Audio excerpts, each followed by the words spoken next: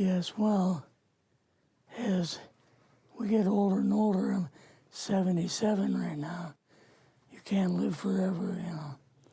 So if this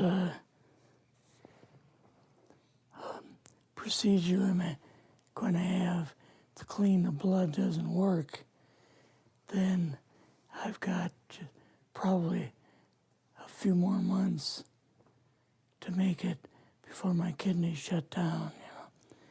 So that's kind of why I'm kind of going along with the interview at this time.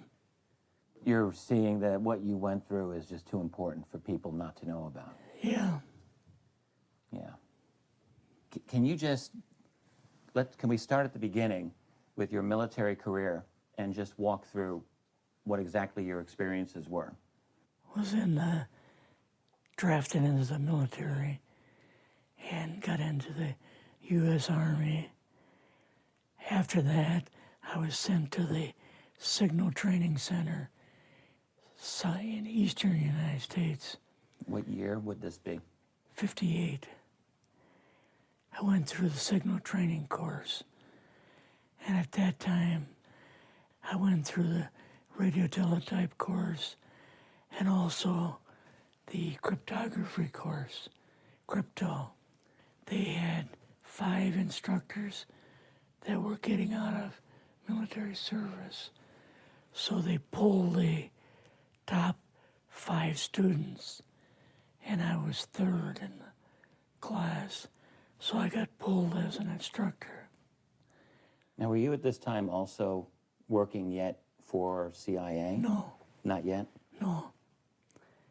After one day, my boss came to me, and he said, how would you like to, make some extra money? And I said, oh, money is good.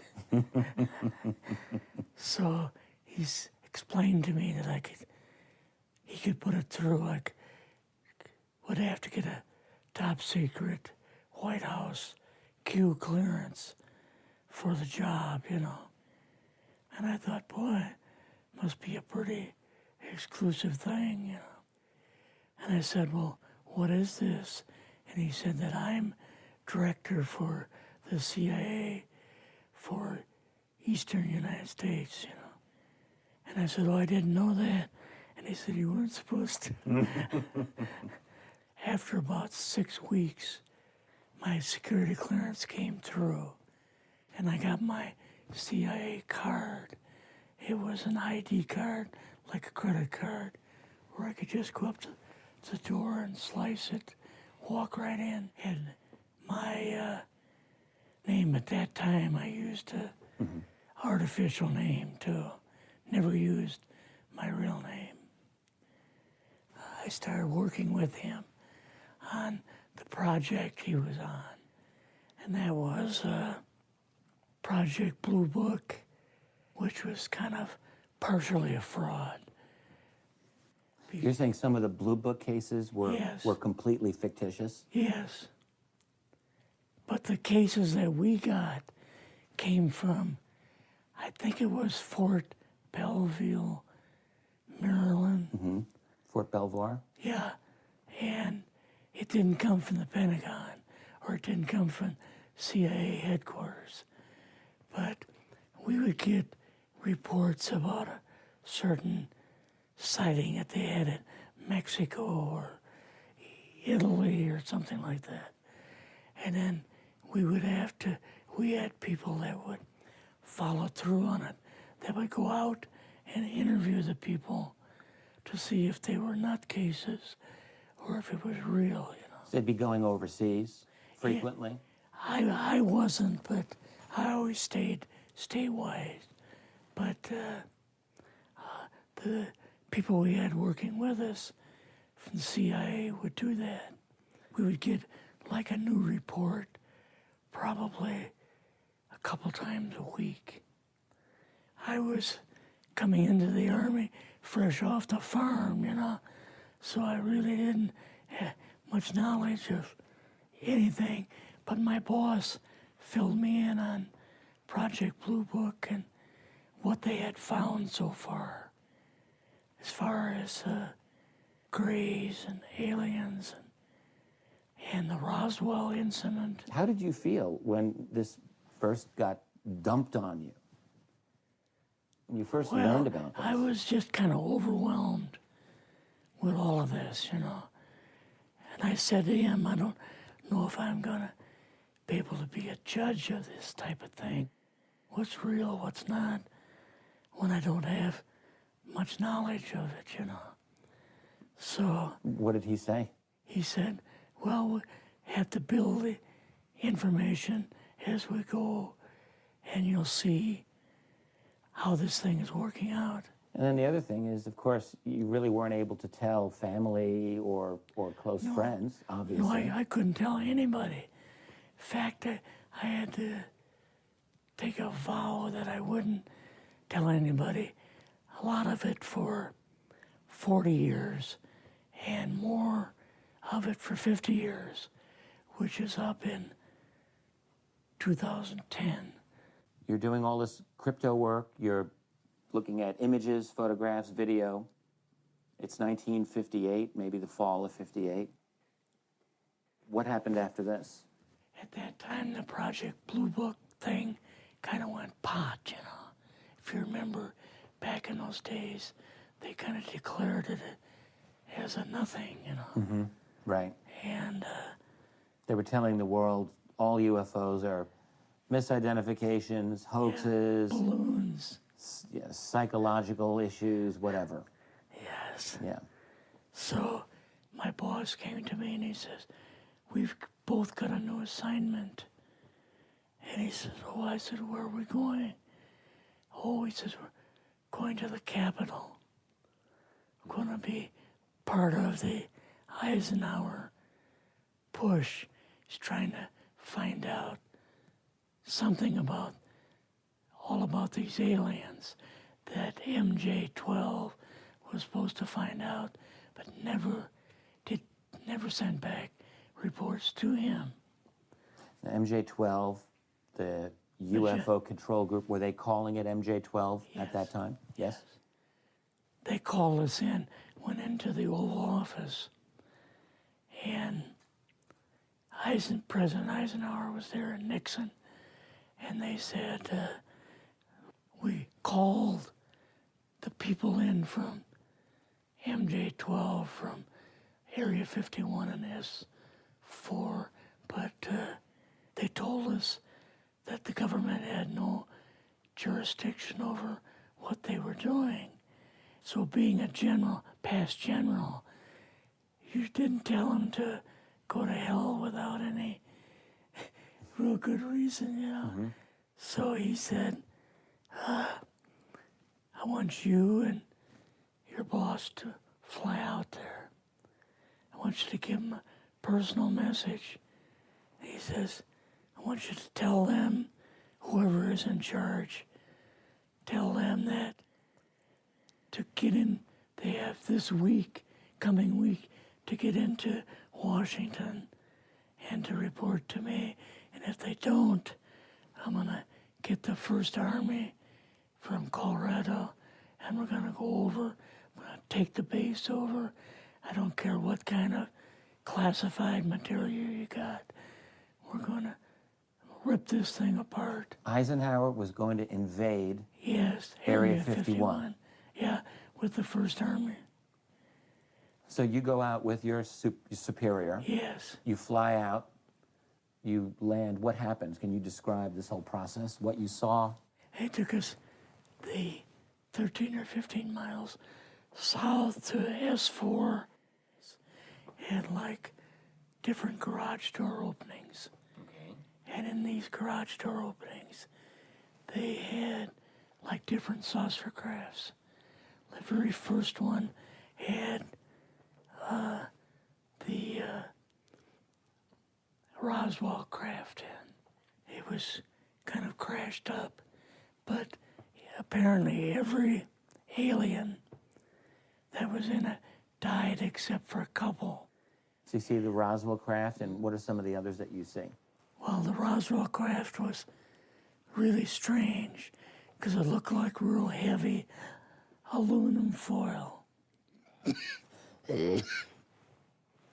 We could rock next to it, and you could rock it. The whole thing probably weighed 150, 300 pounds. Could they tell what the source of power was of this craft? Yeah, it was like a reverse gravitational thing of some kind. In fact, one later on, I got the mathematical code for reversing gravity in a 3x5 card. I guess there are different types of grays and so on. How did you see that evidence? Well, at the later on at S4, we viewed the autopsy film, and then the colonel said, "What we've got in here is we're interviewing a gray alien." All right, right there. How did you feel at that moment?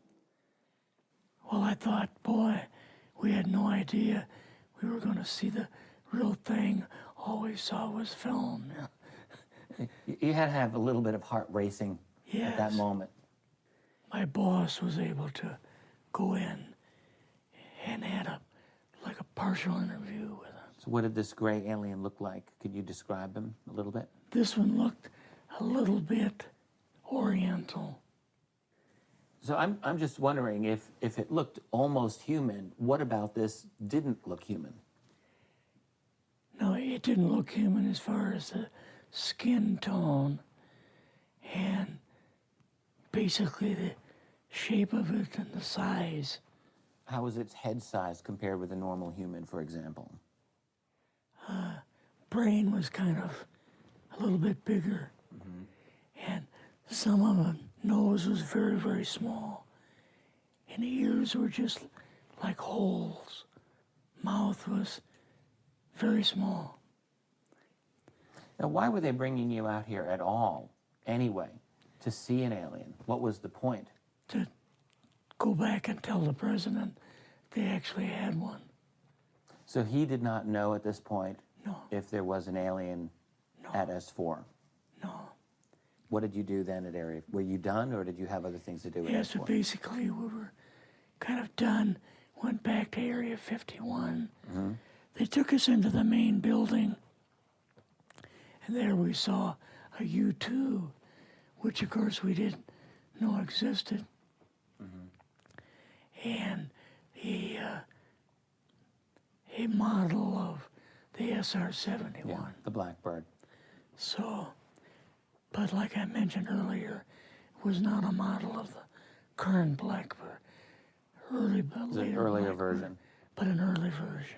Did you go directly to Washington after this? Yes. Or did you go somewhere else? How did they get, did you fly regular airline or? We flew back to the commuter plane back to the air base, and then took President Eisenhower's Lockheed Electra back to Washington. You and your supervisor, Yeah. superior officer, and now you're meeting with the president? Yes. Can you describe this? Well, we met with him in, the second story of the old OSS warehouse building. And Eisenhower and Nixon were there, and also Hoover was there. So he asked us what was going on, and we told him about the alien and the whole situation, and the black projects and so on, and he was just totally shocked. He appeared for the first time to be worried, like he was worried. I would think that Eisenhower would, he certainly knew that flying saucers were real. Yes. He knew that there were aliens. So I guess I'm just wondering, what would he have been, really surprised about? Surprised about the black programs.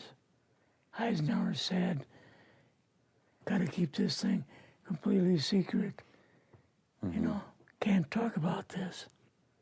Your actual name is, I mean, the name you grew up with, that was a different name than what you Yes. had in the... I never used it in the CIA at all. Now, what about today? You're going on the public record, and this is still sensitive information, even though earlier you talked about, you know, security oaths that maybe expire after a certain period of 50 time, years. but you're still concerned. Linda Moldenhauer's phone call, her phone was tapped, and they got my phone number, and through the telephone company, they were able to find me, and so on. When they found you, what happened? I was going to a grocery store. Two guys in a black suits come out of a black Lincoln town car and came over to see me. And they told me that I better not publish anything or talk to Linda about any more things. So at that time, I did, you know, I stopped. That was enough to intimidate you. Yes. Rather remain anonymous. Never show my face on anything. Really, thank you for doing this.